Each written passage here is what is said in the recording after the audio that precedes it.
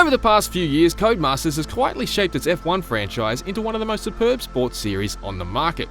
Today's F1 games fuse a deep and rewarding racing experience with the same kind of supplemental reverence to a real-life sport that you get from the likes of FIFA, NBA 2K, or any other licensed battle ball sweatfest. F1 2018 is easily the studio's best effort yet, despite its increasingly recycled appearance.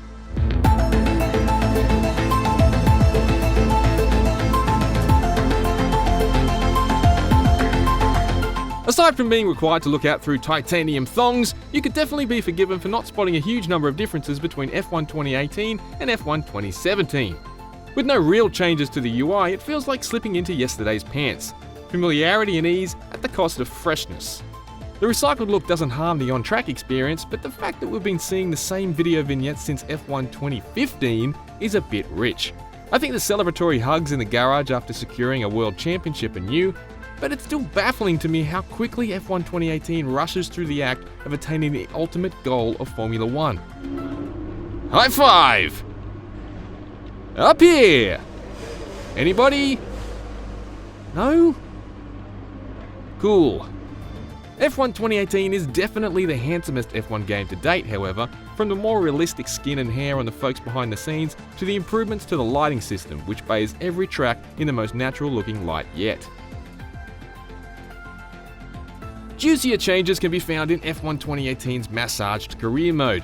Most of these are related to the research and development system, which is akin to the one in F1 2017, but the points you need to launch part development are awarded a little more liberally, even if you skip the practice sessions. This is good because my interest in running the same practice programs on the same tracks as I did in F1 2016 and F1 2017 is wearing a bit thin. This year, morale in each of the R&D departments can be impacted positively or negatively by your responses in post-session interviews, which play out like more informal versions of the press conferences from F1 2010.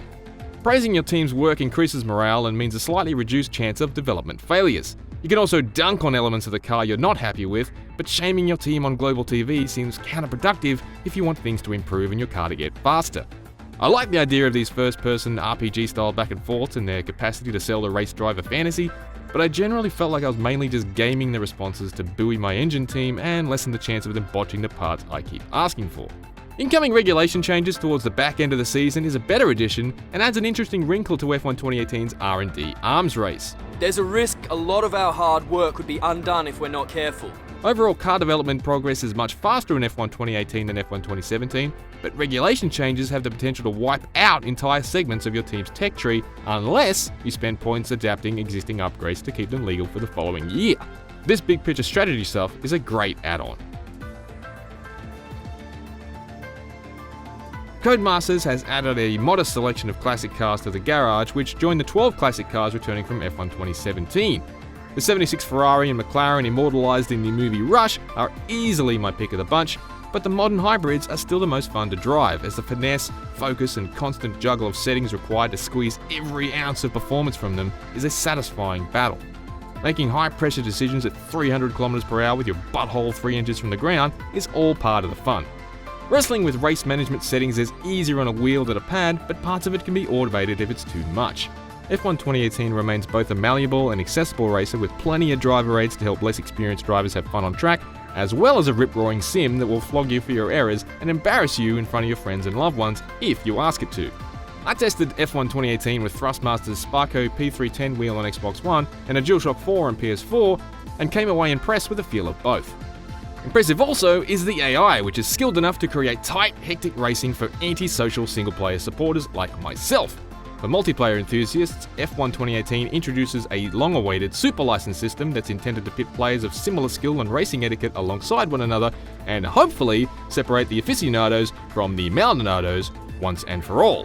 But whether this genuinely cleans up the action for players who just want to have fun and fair racing is something we'll need to observe post-release.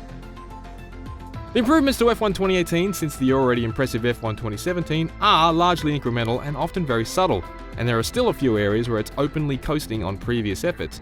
But F1 2018 is the studio's best F1 game to date and does a better job than ever at capturing the nuances of the world's most popular motorsport. Looking for a game where you can drive an F1 car over the Golden Gate Bridge? Check out our review for The Crew 2. Prefer to watch men in helmets wrestle each other instead of a steering wheel? Head to our Madden NFL 19 review.